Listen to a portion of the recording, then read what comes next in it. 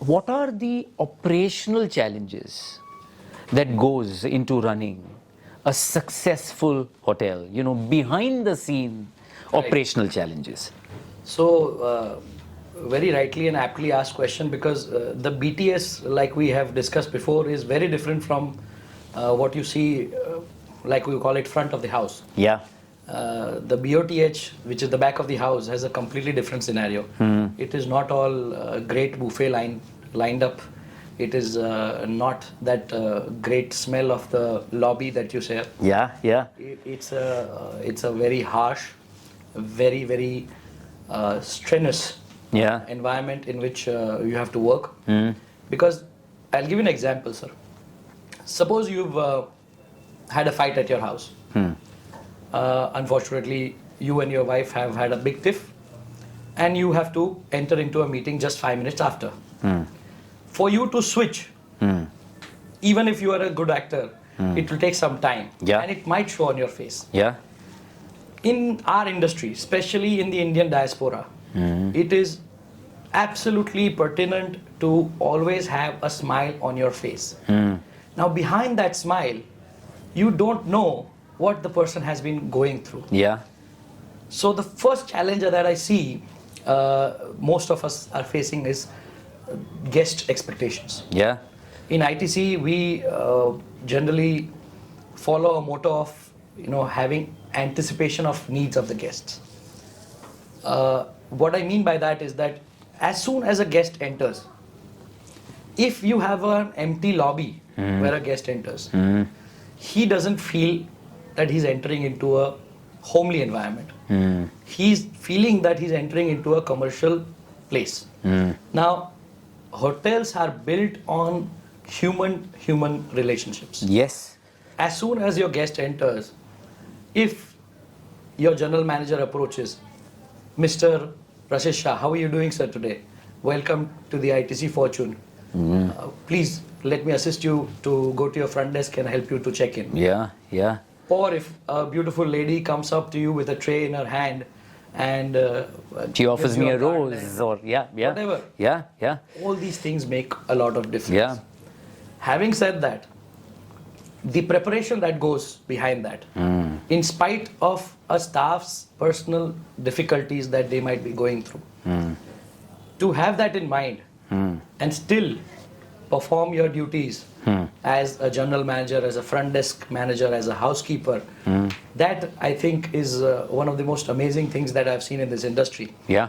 And the guest satisfaction has been evolving also. We are not able to keep up sometimes. Earlier it used to be about service. Now it is about experiences. It's a very fine line. Services are about what has been noted in the book. Correct. When you order, Yeah. you should get your food within 10 minutes. It should be hot, quality should be good, taste should be good. Yeah. Now it's about your chef calling you. Yeah. Sir, your food is ready. I'll have it sent it up to you in 5 minutes. Please let me know if you need anything else. Once you're done with your dinner, before the room service guy picks it up, the chef comes to your room or to your table, asks for his feedback on the food. Yeah. That is the experience that guest is looking for. Yeah. He feels differently. But the time that the back of the house has to spend on making the guest feel valued is also to be taken into account. Yeah.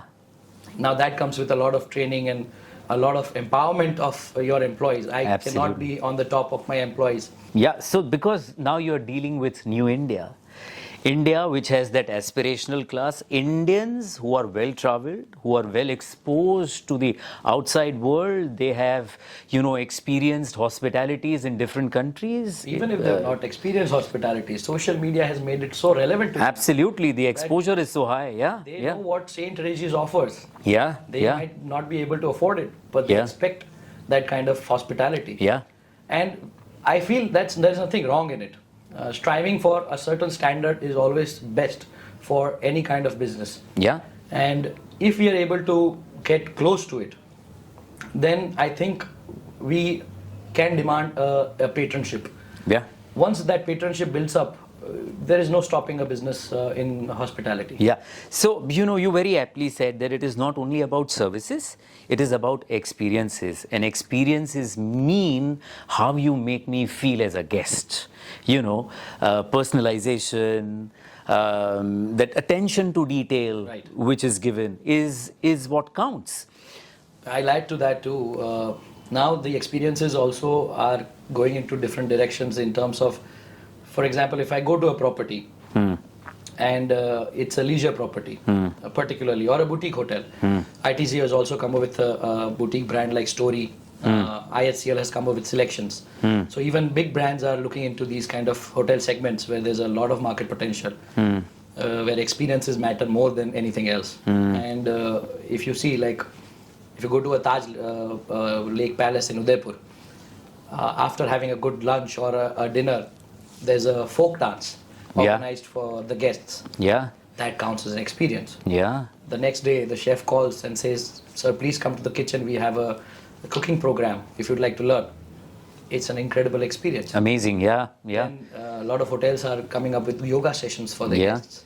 Yeah. I recently was at a Taj property in Uttarakhand, and they had a yoga session right by the river Ganges. Yeah.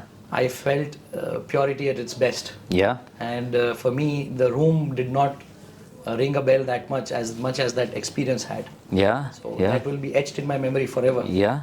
Yeah. I don't remember the room, but I remember that experience. Yeah. Yeah. Yeah. This is what the new India, like you said, is evolving into.